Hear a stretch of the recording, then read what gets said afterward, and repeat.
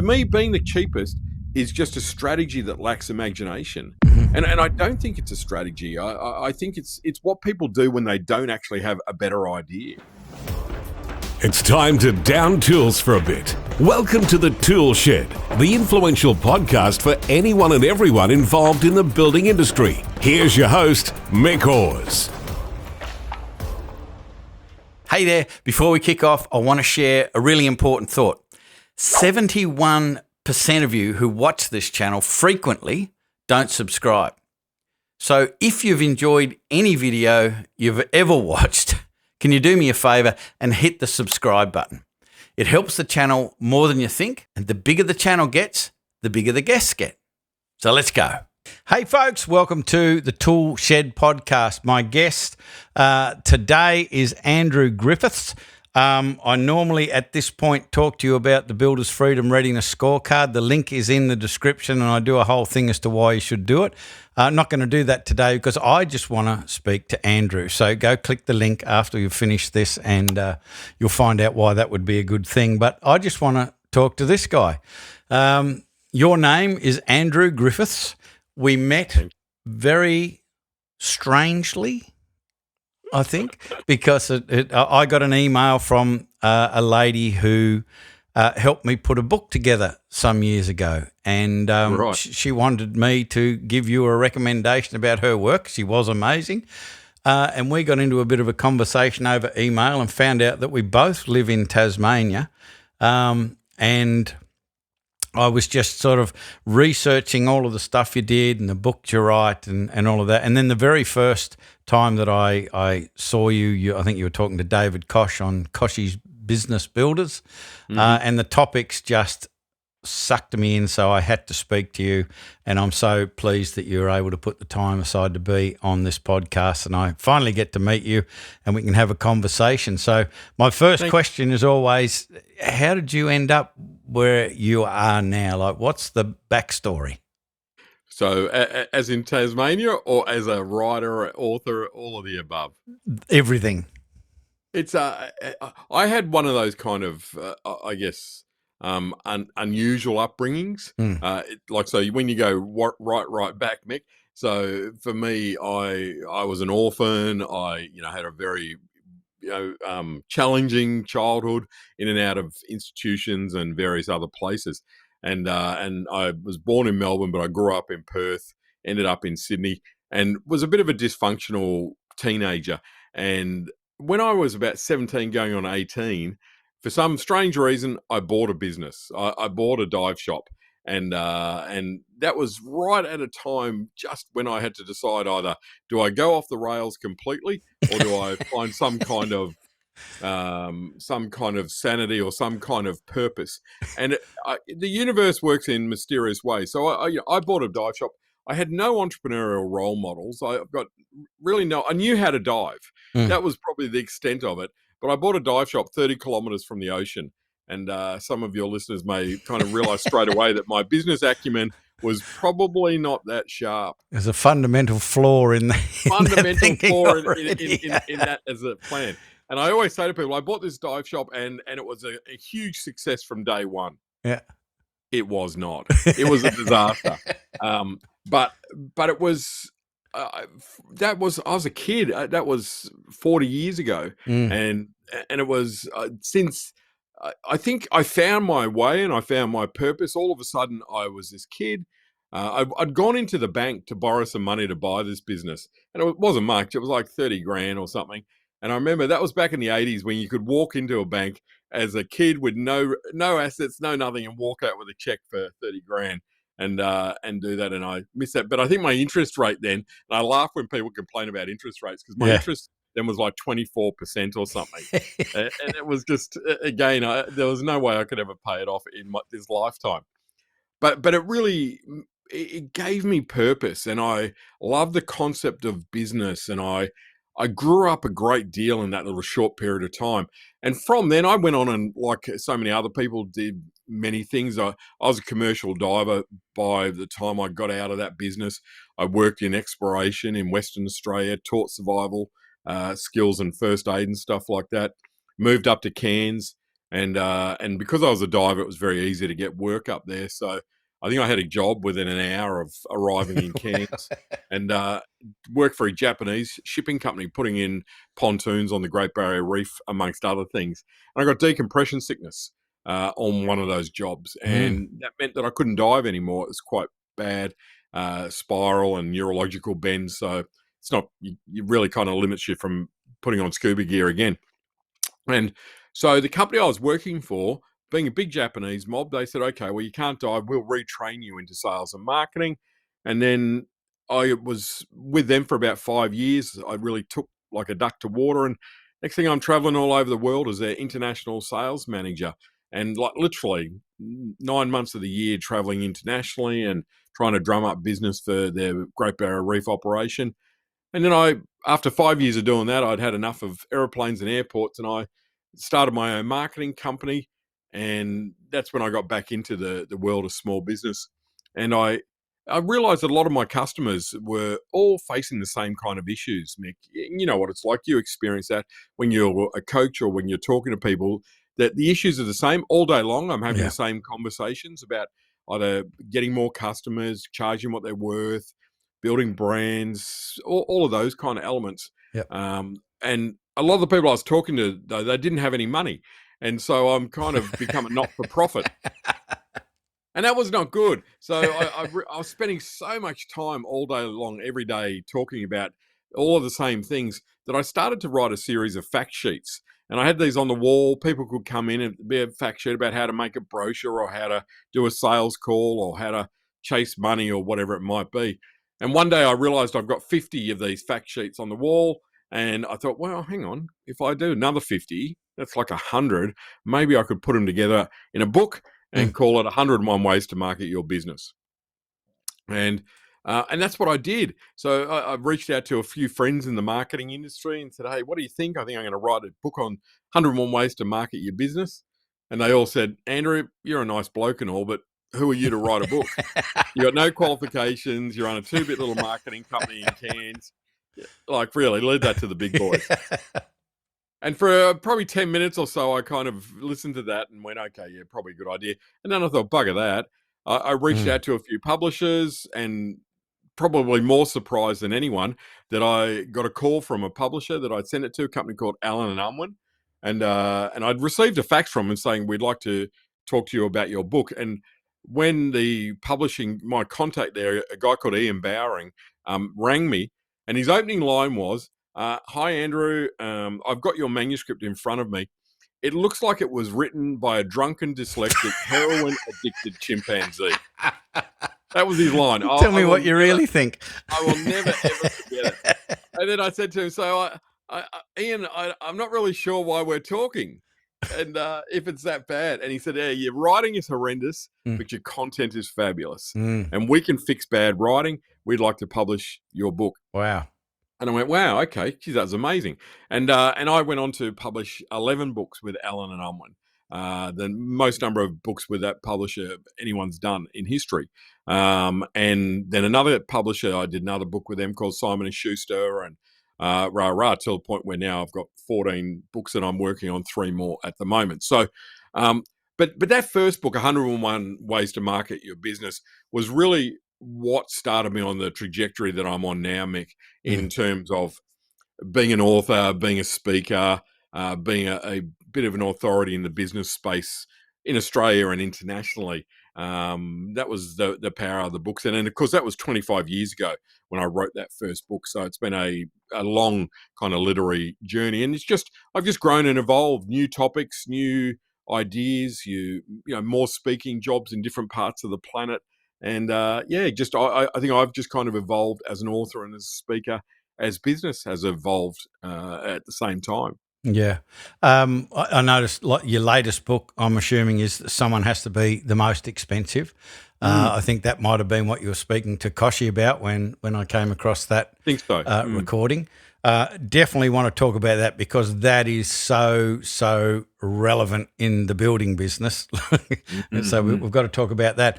But the question that's going around in my head is you're an entrepreneurial futurist. Yes. And I want to know what that is. Well, what it really means is I work with individuals, organizations, and sometimes even industries to try and help them figure out what it is that they need to do to stay in business in the coming weeks, years, months, decades. It's about future proofing. Yeah, And gotcha. so, and where that really stemmed from for me, Mick, this is really interesting. That Japanese company that I used to work for called NYK, a shipping company, the first day I joined them, they gave me a brochure of theirs, and it was their 100-year strategy. Wow. And I thought, Wow. wow, 100-year plan. And it was fascinating. And you kind of think a bit about it and go, well, like it's going to be one of those fluff and bubble things. Our aspiration is to have nicer ships and more ships and to have spaceships at some stage. But what it really was this most amazing document and research where they really looked into the next 100 years and worked out what are all of the potential issues that they could face and what are they going to do to make sure that they not only deal with those issues, but they come out stronger as an organization? Things like, the end of fossil fuels, the nuclear war, or like wars, pandemics, Mm. like all of the stuff that they predicted in there has really pretty much come to fruition. And it Yeah. was amazing to me. But what they did, they created this culture internally, which was all about an issue comes up, we don't just fix the issue, we come out stronger as a result of the issue. Yeah. And that's what their whole culture was built on. They're a huge company globally today. And it was like, wow. And that's when I really started to understand this whole futurist kind of thinking. I might work with another industry that I've done a bit of work with is called like the mass participation industry. So marathons and Yep. those kind of Yep. elements where it's a relatively new industry that's really struggling to become financially viable because they go from 0 customers to 100,000 customers overnight, have 100,000 customers for 2 days or even 1 day, and then they go Nothing. back down to, yeah. So their financial models are difficult, and it's an industry that needs to grow up. It's like a toddler. Yeah. What's the next stage? But at the moment, it's really popular because so many industries are trying to reinvent or figure out how they work with technology. How do they work with AI? What's their role? As an entrepreneurial futurist, that's the kind of work that I'm generally doing, and of course helping small business owners through my speaking and the other things do the same thing. How do you future proof yourself now? How do you adapt and evolve in a world that's shifting so incredibly fast to make sure you don't lose relevance? Mm. That's a big issue for all of us in business these days. So Yeah. yeah, it's interesting. Stuff that I love. Yeah. So that's the futurist side of things. Now, I've been working with builders specifically for about 11 years. So I've been in the business coaching space for many decades. Right. Don't need to talk about how long. But I just find the mindset of the builder in particular, or most trades-based businesses, they don't really have that entrepreneurial mindset. And I'd love for you to unpack from your perspective what an entrepreneur is versus somebody who just owns a business. Yeah. What's the 'Cause difference in your mind? it's a great question because I think like people might say to me, "Oh, your books they're for small business owners." So in Australia, you've got 2 million potential customers, and I go, "Not really. My books are really for probably more the entrepreneurial style of business where they're adapting, evolving, coming up with new products, new commercial ideas, etc." And the entrepreneurial side of them is as much about the challenge of Mm. creating something, selling it, and adapting and evolving ongoing. I think that's the entrepreneurial element. And to be an entrepreneur, I think there's certain things that you need. You need to be very comfortable with uncertainty. Mm. As an entrepreneur, who knows what tomorrow brings? Who knows? That's a part of the appeal for me, at least. So there's that excitement piece where there are those people that really they have a small business, and the reality for that is that they make a reasonable kind of a living out of it. They get to be their own boss. to a degree. Everyone's got a boss somewhere, but they are quite happy. It's not about building an empire. It's not about constantly changing, evolving the products. It's just about making sure you're getting enough work coming in, cover all the bills, make a salary, feed the family. And that's kind of how I look at it a little bit differently. And I think the world is changing though right at the moment, because I think whilst it's all on social media, for example, it's the excitement of the unicorny kind of entrepreneurs that make something amazing and sell it for $1 billion was appealing for a long time. I think there's really a pushback for people kind of going, you know what? I actually want a small business. I don't want to build an empire. I just want to, have 40 cows, milk them, and make camembert cheese and sell a whole pile of camembert cheese every Saturday at the local market. Yeah. And have a simpler kind of a life. And it's a slower business kind of a model. So the world is shifting a little bit, I think, right at the moment. Sorry, Mick, I went a bit off track there about what you asked, but that's one of the things that I see evolving more and more in the business space. And people going, you know what? I don't want an empire. I don't want to have 150 staff. I don't want to be working 80 hours a week. I want to have a good life and just make a comfortable income. Yeah. So that sort of gets my mind spinning around about, because the I suppose the meaning of the word entrepreneur to me always had something to do with the purpose. If I'm entrepreneurial every day, I'm trying to get something off my list. Like it's my number one purpose, so I can get some sort of freedom to work on the high leverage stuff, versus a business owner is in the groove or the rut, which is a grave with the ends kicked out, I was told one day. How important do you think it is to be able to gain that? Like, I know the person just wants that business and they love what they're doing and all of that sort of stuff, but how important is it to potentially make that little bit of a transition mentally from just basically being an employee of your own business to being a little bit entrepreneurial is the word, but getting stuff off your plate to get a bit of freedom. Well, I agree, and I think it's important. I do think it's important. I think it's part of a bigger picture, though.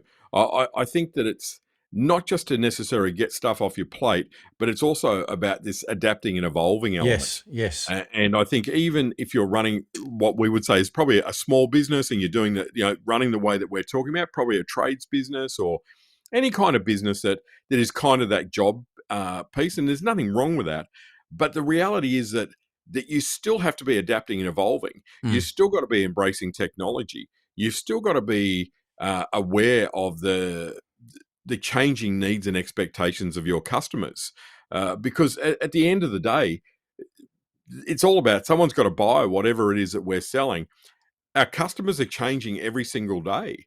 And it's almost like if you had someone who was designing a house, and they were designing a house and it was all very analog, yet you've got someone else who's designing a house and they're building it around, Wi-Fi coverage throughout the house, making sure all the material everything in the house is going to be connected, and, internet savvy and all that kind of stuff. You can see that there's, that person that's adapting to the way the world is changing, still doing fundamentally the same thing, but they're adapting and evolving on a regular, to meet the changes that consumers want. That to me is critical. Yeah. And part of that, though, is as a business owner, the problem can be that you're so damn busy doing what you're doing that you don't have the time to learn the new skills. I did a project, Mick, for Hewlett-Packard a few years ago, and we did a whole pile of work in Korea and Singapore and India and all over the place for small business owners.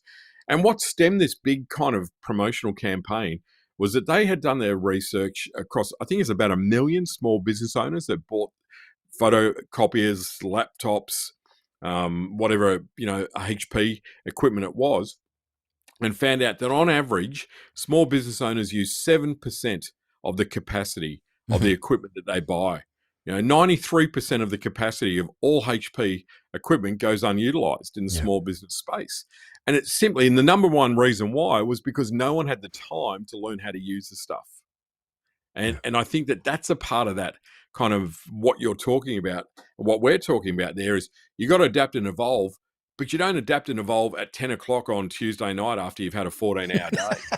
You don't adapt and evolve on, getting up at 4 a.m. on Sunday morning because I'm going to watch 4 hours of YouTube clips to help me understand AI. Yeah. And that's, I think, one of the challenges that's the traditional small business owners struggle with. And if they can free up more time, which lets them use that time wisely to help them adapt and evolve, great. So I'd love to get into a discussion then about ideas to make that happen. And I say that because as you were talking about the Hewlett-Packard thing and 7%, I just shot a video today talking about a program that I created called Mastery and the Moneyball Method, and it's all based on a lot of the story and the principles that are communicated in the movie and the book Moneyball, which is, that get on base percentage. There's this one thing that really makes the difference, And I was absolutely obsessed this year to try and build something and find something that could overcome that 93% of the thing that they buy. And it's not just the Hewlett-Packard equipment. It's the coaching that they had. It's the book that they read. It's the course that they bought. It's the software platform that they bought to build, to run their building business on. And they're using so little of it because of what you just talked about. And it seems there always seems to be this exercise in addition in their mind. They'll listen to this podcast and go, that's a good idea, I'll do that. But they're a container that has a certain amount of capacity, and once it's full, it's full. So we've got to, I think, learn how to get into a bit of an exercise in subtraction on a regular basis to say, what do I take out that is less relevant or I no longer need to make the space to adapt and evolve, as you say. So what's your secrets to that? Well, it's a great question, and it doesn't happen by accident. That's the reality of that. And I think, again, it's like when people go to an event. You go to a conference or something. We've all been to a conference, and you spend a couple of days there. You fill a notebook with all of these ideas, and it's going to be amazing. You get back to work on Monday morning, and of course, there's 1,000 messages, and then I'll look at all this stuff, later in the week, and then the later in the week comes, and then I'll do it on the weekend. I don't, and then a year goes by, and you're back at the same conference, and you haven't done a single damn thing in that whole year. Now, so to me, what I do and what I'd say to people is if you're going to invest $1,000, $2,000, $10,000, $100,000 in going to a conference for 2 days, which is going to be big stuff, you have to wipe out all day Monday and all day Tuesday when you come back to implement. That's it. That's the only way you're going to get a return on that investment. And it's like, you've got to commit time, and you've got to block time out. And it's like, and there's a point to where I'm going with this. It's like me as an author. If I got a dollar for every time someone said to me, one day I'm going to write a book. Books don't write themselves, no matter how much people think AI will help them do that. The reality is at some stage in the book writing process, you got to sit down and do a whole lot of this. And you need to have discipline, and you can't write at 10 o'clock at night after a 14, 16-hour day. You can't write at 3 o'clock in the morning, etc. You've got to commit time to it. And it's like learning stuff, like what we're talking there about the HP side of things or the equipment. You've got to put time aside. If I buy a new piece of equipment, I mark out in my diary, first of all, I pay to get someone to teach me how to use it, and then I commit time to being able to use it. So most of what we need to do is going to take time, as you pointed out. How do we create time out of nothing? Well, that comes back to prioritizing, and that also then comes back to what am I doing to give me more time? But most importantly, it's no good getting a whole pile of time back that you then just fill with scrolling on Facebook. If you don't get this time back, but you don't use it wisely and use it to grow and develop, all you're doing is a false economy. You're probably paying for a VA or extra services that theoretically are there to give you more time, but you're wasting the time. Yeah. So, a big part of that is going, okay, I need a strategy. And I think one of the strategies that everyone needs right now is a learning strategy. How am I going to learn stuff? First thing foremost, what have I got to learn? And how does that kind of constantly adapt and evolve? Don't worry so much about where I'm going to learn and all the rest of it. What do I need to know that's going to help me with my business? B, when am I going to spend the time? How do I create that time? And go, okay, well, I'm going to make Monday a day that I don't actually work in the field. I'm going to be learning, growing, developing, etc. And then everyone goes, well, hang on, now in my small business, I'm going to lose 20% of my income because I'm not working that day. And that then turns around and tells me, well, you need to put up your prices by 20% and then you're safe. You've just bought that day for free because you started to charge what you're actually worth. Yeah. So they're all related, yet if you've got a business, which is you're struggling to charge what you're worth, so you're struggling financially, you're overworking, you got to work hard because you're not making enough revenue out of it, you're already fried and tired, it's very hard to adapt, evolve, and stay relevant when you're coming from that fried position, from my experience. And you've kind of generally got to take big steps to move out of that headspace. And it becomes like learnt behavior.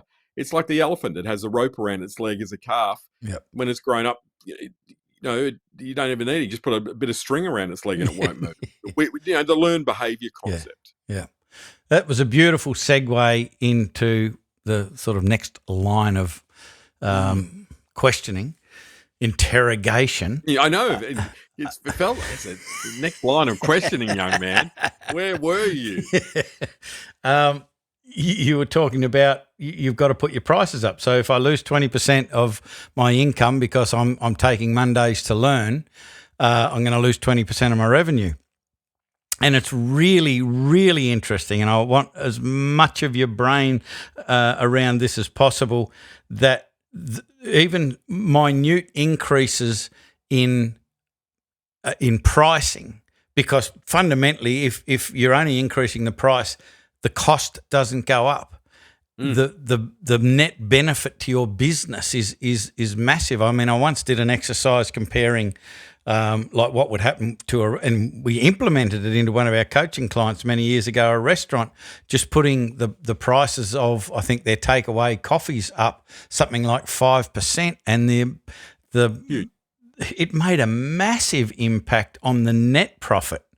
So you don't need to do all this extra work to get that same net profit. And so let's talk about price. Like, what are the roadblocks and why do people get so bent out of shape about this? And it's such a big topic and it's such a big conversation. So I think when I'm talking about this, I say, why do people undercharge and or not charge what they're worth? Yes. And I just want to point out here too, Mick, I've spoken about this in front of hundreds of thousands of people over the last 4 or 5 years since that book came out. And one question I ask every time I'm doing a presentation on this topic, hands up, everyone in the room who feels that they charge what they're truly worth. No hands. 2%. Whether it's a room of 500 people or 1,000 people or 50 people, 2% of people put up their hand. Yep. And this is hairdressers, accountants, financial planners, industry jewelry association, this is the same across every industry.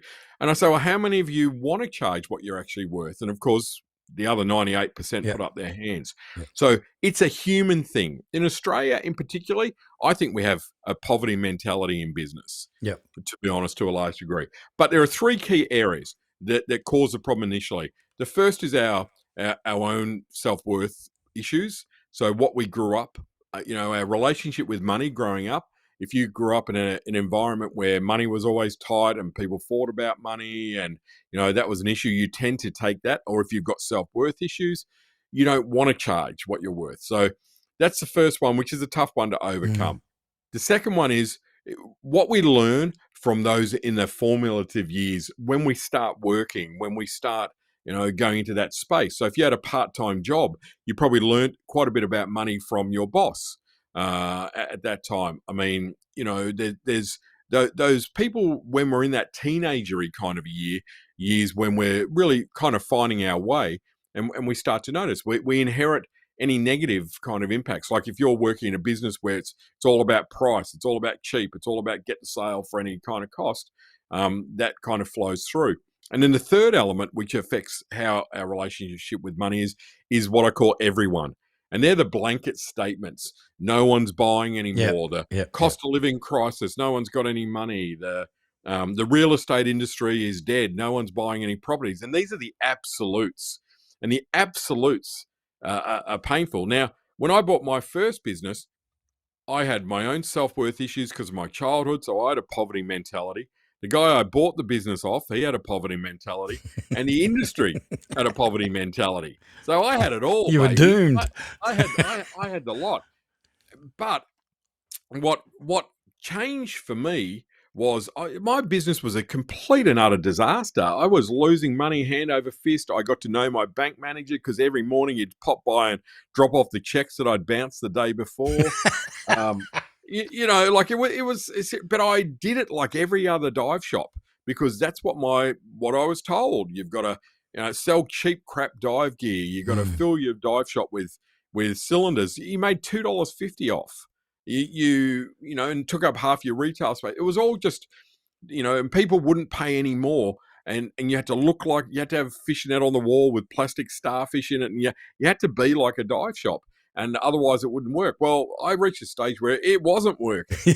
And I went, well, okay, I'm 18 and a half, 19. I've got hundreds of thousands of dollars worth of debt.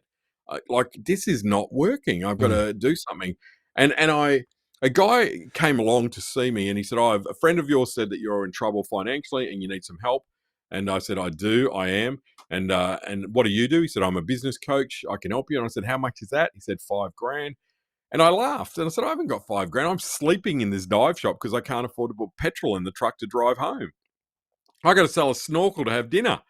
And anyway, a few months later, I happened to win $5,000 on Lotto through some syndicated thing. And I thought the best thing I can do with this $5,000 is give it to a complete stranger. Yeah. And so that's what I did. And this guy came back with this list of all the things that I need to do. And it was ridiculous. It was stop looking like every other dive shop, put your dive instructors who are all volunteers in suits, get rid of the ponytails, stop selling cheap gear with no margin, sell quality, become the most expensive, Yes. like sell $1,000 dive courses, but be extraordinary. Yep. And anyway, his bottom line was the last sentence he said, Andrew, someone's got to be the most expensive. It may as well be you. But if you're going to be the most expensive, you have to be the best. Yeah. And that's what I did. I completely transformed the business, changed everything, turned it into an art gallery, boutique dive shop. And all of a sudden we had people from all over Sydney coming to this business. It completely transformed it. And I did everything that my instincts, the industry, the guy I bought the business from would have told you not to do. Mortified by what I had done. And 40 years later, right, I more than that, 50, whatever it was, I wrote the book. Yeah. 40 years later, I've written the book about that concept. I've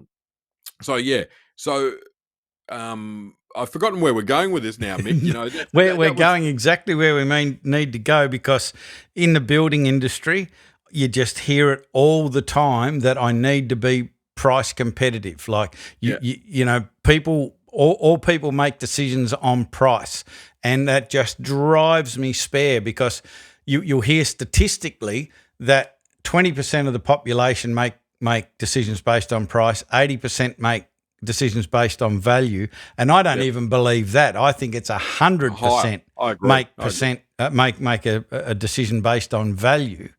Yeah. What are your thoughts around that? Because it shits me to tears. I agree completely. That it's all about value. And I think, look, the problem of a price-driven, lower price kind of business is worth kind of chatting about a little bit more there. Yes. First, and then come back to value, because I work with business owners. They've come to see me and they're going, oh my God, we're working 80 hours a week, we're doing this, rah, and we're busy as buggery all the time. And you go, yeah, but you're not making any money. So what? So either cut your costs or increase your prices. Right. It's like losing weight. Yeah. Either move more, eat less, Yeah. or do Or both. both. So but it breaks my heart because I see people who are fantastic at what they do, and they undercharge. Yes. And they're fearful of changing their prices, and they're price driven. To me, being the cheapest is just a strategy that lacks imagination. Mhm. And I don't think it's a strategy. I think it's what people do when they don't actually have a better idea. Yep. So we'll compete on price, and that'll get us to work. All it will do is get you cheap customers, and cheap customers are the most difficult. They're the ones who expect the most, demand the most. And what's even worse is they have no loyalty. And what's even worse, they refer their friends who are tight-asses. So you end up in this spiral where you are working yourself to death, struggling to get paid. They don't value, they don't respect you, because there's always going to be someone who's going to come along and be cheaper than you, and they're just going to go over to them because there's no loyalty. And it's like that requires a shift. And the shift is, you're right. If you're a transaction, then people are comparing, how much do I pay for 2 liters of milk here? How much do I pay for 2 liters of milk there? $4 there, $3 there. I'm buying the $3 one because it's the same thing. And that's the problem for many businesses in that, that price-driven market. They're a transaction. And as soon as you're a transaction, you've already lost, particularly in trades and services, etc.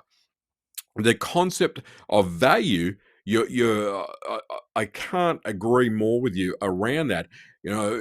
Don't make yourself a transaction is the bottom line. So if all you're doing is comparing, to fix that electrical fault will be $300 and I'm $500, well, I'll do the $300 one. You're making it easy for people to make that. So we've got to change the way that we sell. We've got to understand what people value. What do I value if I'm working with a tradie, for example? I value someone who can email me a quote. I value someone who'll turn up on time. I value someone who's got a great pile of testimonials that say, hey, they're fantastic. I value someone who offers advice, not just fix the issue, but say, well, this is a challenge. Prime example, my place here, I got 5 tradies to come and fix an air conditioning unit. And same problem kept coming up. The last guy just said, everyone else, he said, the problem is everyone's just doing this, which will last for a month and then it'll break again. It needs to be fixed properly. Yep. And that's going to cost you 4 times what, everyone else is doing, but it will be fixed. And this guy, and I went, if that's going to fix it, and you should. He said, yeah, absolutely. And he explained why. There was great value because he educated me and showed me that, and he did. He fixed the problem. We haven't had an issue since. And it was like, wow. So you got to know what your clients value. And we think that you think that what all they value is money, you're a transaction. Yeah. So they value experience. They value, trustworthiness. Not that you're going to steal from them, but that you're going to do what you say you're going to do. Credibility. Other people are referring you. Creativity. You come up with better solutions to problems that make people go, wow, that's fantastic. Even your consistency. You're going back to a client, and every time they deal with you, you're consistent. How you act, all that kind of stuff. Even things like, what do you like to deal with? Are you fun to deal with? You go, well, who cares if you're fun? Well, there's a Chinese saying that says, man without a smiling face should never open a shop. and yet there's a lot of miserable sons of bitches out there that have opened shops. So we need to really go, well, okay, how do my customers value me? They value me because I'm the cheapest. Well, you're on a one-way race to the bottom. Yep. They value me because I'm reliable. They value me because I'm creative. They value me because I'm trustworthy. They value me because of my expertise. They value me because of my experience. Then that's what you've got to sell and promote. That's the stuff that you lead with. The other stuff is generally a transaction. Yep. And again, if that's all we're selling, then it'll always come back to price. Hey, I hope you're really enjoying this episode with Andrew Griffiths. I'm finding it absolutely fascinating. And because it was such a fascinating conversation, we've actually split it in 2. So it took a little longer than our traditional podcast episodes. So we've made 2 episodes out of that one conversation. So if you want to hear the rest of the conversation, and I really recommend that you do, make sure you hit the subscribe button and the notifications to make sure that you don't miss out on the second part of this conversation. Now, before you go, if you're a builder, a residential builder that's been in the game for 10 years plus, and you're still struggling with a bit of time freedom, not getting enough time freedom, and perhaps still getting that robbing Peter to pay Paul scenario happening with Bass and managing the finances, there's a very simple first step you can take. There's a link in the description that will take you to the Builder's Freedom Readiness Scorecard. And it simply will give you a score as to how well you're doing in the financial management and the time or self-management space with your business. But it'll also give you some really valuable hints and tips and actions that you can take, depending on where you are, to be able to improve your time freedom and eliminate the financial stress. Most of the things are quite simple to do, but many builders just aren't aware of them, and this is the first step. So take 2 minutes to answer the questions, and you'll have those resources in your inbox before you know it. Now remember, subscribe and hit the notifications button so you can hear the rest of my conversation with Andrew. You will not want to miss it. It's absolutely fascinating. See you in the next episode. Bye for now. You've been listening to The ToolShed. If this podcast struck a chord with you, make sure you spread the word by sharing it with your mates in the building industry. We love your help to make the building industry better for everyone involved.